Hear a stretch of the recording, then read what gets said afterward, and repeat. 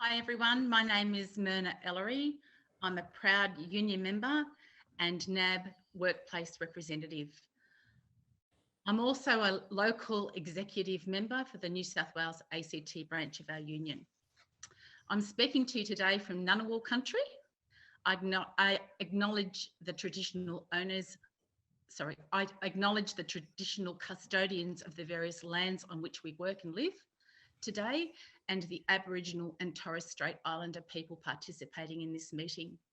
I pay my respects to elders past, present and emerging, and recognise and celebrate the diversity of Aboriginal peoples and their ongoing cultures and connections to the lands and waters of New South Wales and the ACT. National Conference will explore a range of industrial relations issues such as health and safety, gender pay gap, parental leave, insecure work, and many more. Our IR agenda, as well as issues facing the finance sector, will require policy and regulatory reform. Good policy makes a difference to the lives of our members. Our affiliation with the ALP isn't just a transaction, but a relationship and engagement that delivers material outcomes for working people. I am thrilled to be introducing our conference session Behind the Scenes with Dr. Leigh. Dr. Leigh is the Shadow Assistant Minister for Treasury and Charities and Federal Member for FENA in the ACT. Prior to being elected in 2010, Andrew was a Professor of Economics at the Australian National University. He holds a PhD in Public Policy from Harvard, having graduated from the University of Sydney with first-class honours in Arts and Law. I work at NAB Gungahlin ACT, and my branch is located in Dr. Leigh's electorate. And I've watched with keen interest the Standing Committee on Economics. Dr. Leigh, as Deputy Chair of the committee, has grilled bank CEOs and other leaders across the finance sector. During these hearings, Dr. Leigh has raised several issues that our union is campaigning on, such as branch closures and gender equity. Your question, Dr. Leigh, to Westpac's CEO, Peter King, about the impact on vulnerable communities when branches close is something that I especially care about. We believe that all Australians, regardless of where they live, deserve access to financial services. Thank you for your interest in our sector and the issues impacting in finance workers. Thanks, Dr. Leigh. Well, thanks so much, and thank you for the real honour of inviting me along to the FSU's National Conference. Can I acknowledge the Ngunnawal people whose lands I'm coming to you from today? Dowra Nuna, Dowra Ngunnawal, Yungu, Nalamanyan, Dunimanyan, Ngunnawal Wari, Dowra Wari, Dindi, Wangaralin Jinyin, and acknowledge any Indigenous people on the call today. It's been a day in which we've really celebrated Indigenous achievement. Started the day with a run with Parliamentary Friends of Running, which I'm one of the co-chairs of, and Rob De Castella's Indigenous Marathon Foundation. And I've just come from a private briefing with the Reserve Bank Governor. So I feel as though I'm very much in the space in which FSU members are focused on. And it's a real honour to be able, on the House of Reps Economics Committee, to ask many of the questions that I think people working at financial institutions would want asked. It's funny, we haven't quizzed the CEOs about their own pay packets, but I decided early on the term that I would ask each of them what they earned and what their starting tellers earned and how they felt about the ratio of those two numbers. And I think it is appropriate to ask those questions because if an executive can't justify their own pay packet, then maybe that's a problem for them.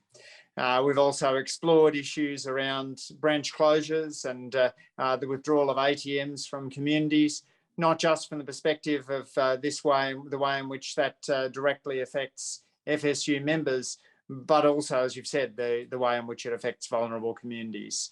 I worry that the banks don't have enough of a systematic plan in place to ensure that we have people looked after in those communities, particularly people who aren't always comfortable moving online. Older Australians, people with lower levels of literacy, who are familiar with going into a physical branch, the comfort that brings. And we know that there's transactions that simply have to take place in a physical branch. When my wife and I sought to ensure that we got the login details from our kids' net bank accounts, that's just not a transaction you can do online or over the phone. You've got to physically go in there, and having a physical branch and people to patiently work it through with you is absolutely critical. If we'd been in a remote part of Australia where the local branch had closed, then it might have been extremely hard for us to do something like setting up our kids' bank accounts, and so we could have access to them online.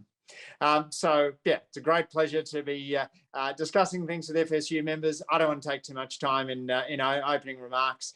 Very keen just to have an open Q&A. Hi, Andrew. Welcome. We're going to actually play a very short video before we get into the questions proper. And it's a view at the hearings with the ANZ CEO. It goes for about 60 seconds. Mum and Dad. In Myanmar, the Myanmar Centre for Responsible Business has initiated a letter which another Australian firm, Woodside, has signed, supporting the restoration of democracy and calling for a swift resolution to the violence. I understand ANZ hasn't signed that letter. Why is that? Because my primary responsibility is about the safety of our people in that country. We have 33 executives or people in that country, 6 of which are expatriate. Their health and safety is our number one priority. We did not think, and I, with reference to others, and without naming them, other names that have signed such a letter, many of them don't have any staff in Myanmar. Well, that's Woodside, a very would they, wouldn't they? No. And so the question here, that's a question for Woodside. My understanding is they don't. But, we don't want to put our people in harm's way. And so we work really closely with DFAT and we work with government agencies. Their safety is our prime responsibility, and we take that very, very seriously. Before we get into the hearings, I just first wanted to ask you about your journey into representative politics. Why did you choose Labor, and some of the people who inspired you to get into it? Look, I think I've always been a Labor person. I grew up in a household where social justice was the conversation around the dinner table, like many FSU members, I imagine, and where that notion that a life of serving others was a life well lived was pretty strongly ingrained. There's only one serious social justice party of government in Australia, and that's the Australian Labor Party. We haven't done as well winning elections as we should. We've only been in office for about a third of the time since the end of World War II. But over that period, it's Labor governments that have reshaped Australia, whether that's universal superannuation or Medicare, the Sex Discrimination and Racial Discrimination Acts, the setting up of APEC leaders meetings and engaging with the world through bringing the G20 meetings here, or indeed the National Disability Insurance Scheme and the decision to start rolling out the National Broadband Network under the last Labor government.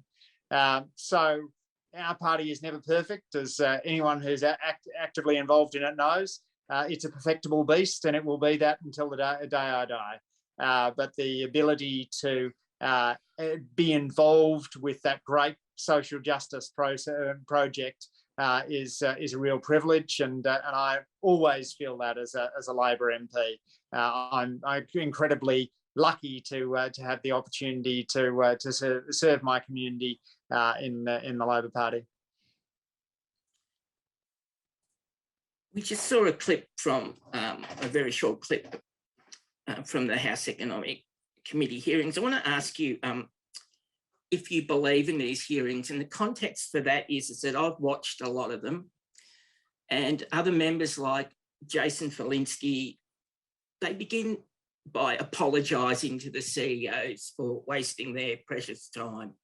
And he seems to make a mockery of it. And Tim Wilson seems to be there to further his own agenda and pursue, his ideological dislike of industry super funds. So what can these hearings achieve, and are they good for democracy?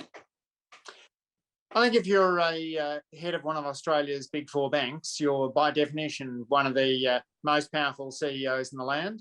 And to ask you to submit to parliamentary scrutiny for a couple of hours, a couple of times a year, seems pretty reasonable. We know that the banks take those hearings quite seriously. They have teams of people who prepare them for the hearings and ensure that they're across a range of issues.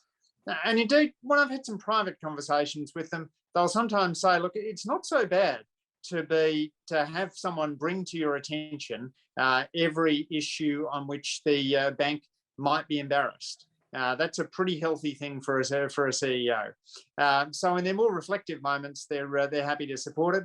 And I scratch my head when I see coalition colleagues taking the viewpoint that it is too much of an imposition on some of Australia's largest firms to have them in for a quick chat twice a year. Some of the issues that have been brought up in those hearings include branch closures, Myanmar, as we just saw, gender equity and pay transparency. I mean, these committees seem to serve a real useful function in airing these issues and getting responses. Absolutely. And on pay secrecy clauses, I think they're ultimately pretty indefensible. So my colleague Peter Murphy has really taken this issue up. Peter Murphy and Daniel Molino are the other two Labor members, and Peter's been pushing very hard on firms around pay secrecy clauses. We haven't always got the answers we want. It was very pleasing when the Reserve Bank governor said, first of all, he didn't have pay secrecy clauses in his agreements. And then after the break, came back and said, actually, I've just checked, we do, and we promise not to enforce them. We didn't always get those assurances from the major bank CEOs, but there's so much evidence out there, as you well know, that pay secrecy clauses benefit the insiders, and that tends to be blokes. So you end up with these the problem of women being systematically underpaid, particularly in executive ranks in organisations that have pay secrecy clauses. We might move on to the economy now. In the United States, what's happening, or what some journalists are calling the Great Resignation, is starting to happen in Australia. Low-skilled people are moving into higher-paid jobs because they won't work for low wages anymore in a booming economy. How has the pandemic changed what Australians want from their working lives? That take this job and shove it approach in the United States is pretty understandable when you look at pay rates across some parts of the US. You've still got a national federal minimum wage of $7.25. Most states have a higher minimum wage, but having people work for $10 an hour is not uncommon. And trying to feed a family or pay a mortgage on $10 an hour is well nigh impossible, even with the earned income tax credit that kicks in. So that's been less of an issue, as I understand it, in Australia. The shift here, I suspect, will be less about people saying, I'm not going to work, and more about people saying, do I really have to work 5 days a week physically in the office? I think the banks are at the frontiers of this.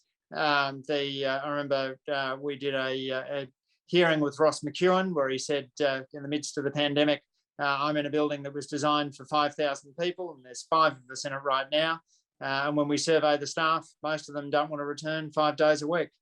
And that's the sort of flexibility that actually works for workers.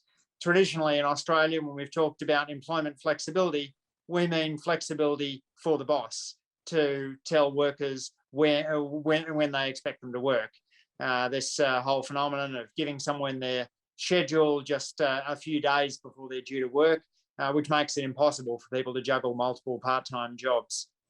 But really what flexibility should mean is the ability to put work in its proper place, to systematically combine work with caring duties, and to ensure that you're able to live a balanced life. Now, and I think that more working from home will clearly be good for people who are caring for older relatives or for younger kids. But I think it'll also be good for people who've got a hobby, who might want to engage in outside work pursuits, or who face long commutes and therefore can see the value of being able to do a portion of their work from home.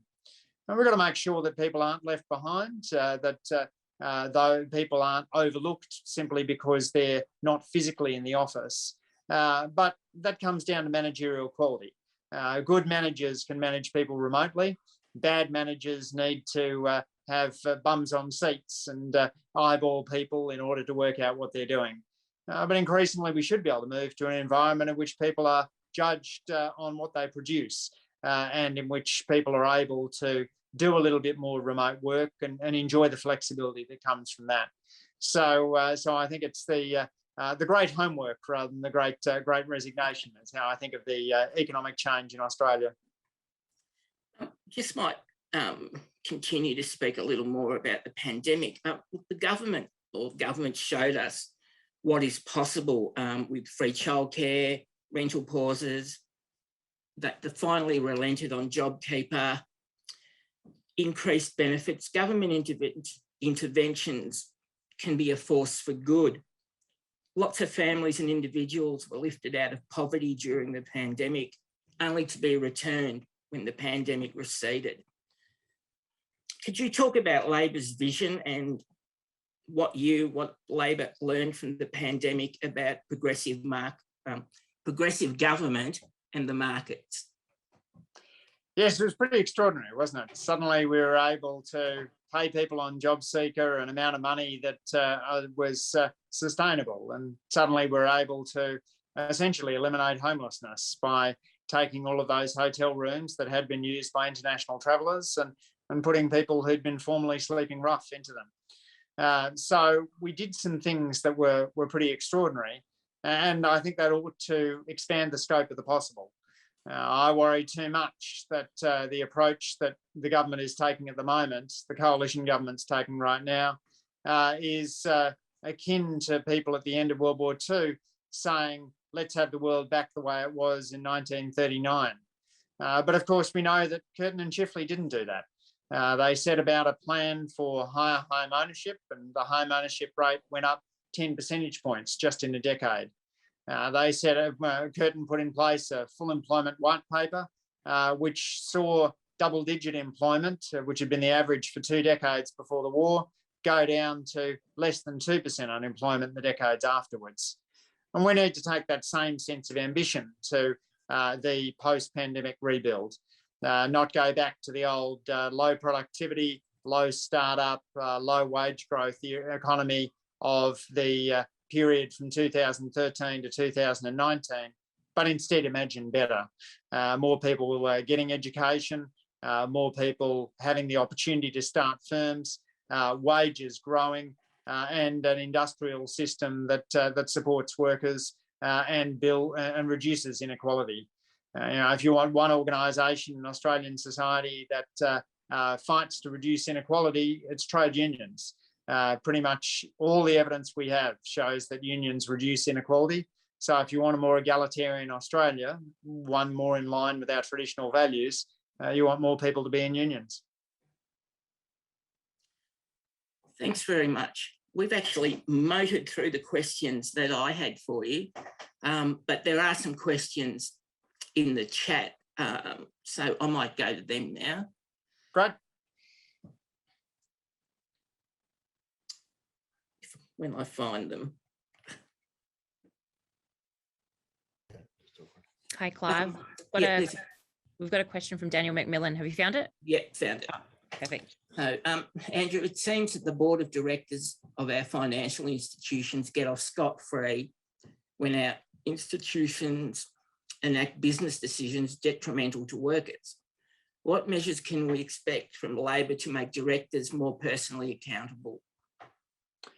Yeah, I think the main challenge here is not to water down directors' duties, which has been one of the aims of the coalition. Becoming a director is a serious responsibility, and I don't think people should be spreading themselves so thin that they can't provide appropriate scrutiny for the firms that they're on the boards of. It's a job that pays well, but if you're a director who isn't making independent inquiries, who isn't going through the detail of the board papers, then easily things can go wrong. So we need to emphasise that critical role of directors as playing a keen oversight responsibility. I also think that where we have diversity on boards, we see better outcomes for companies.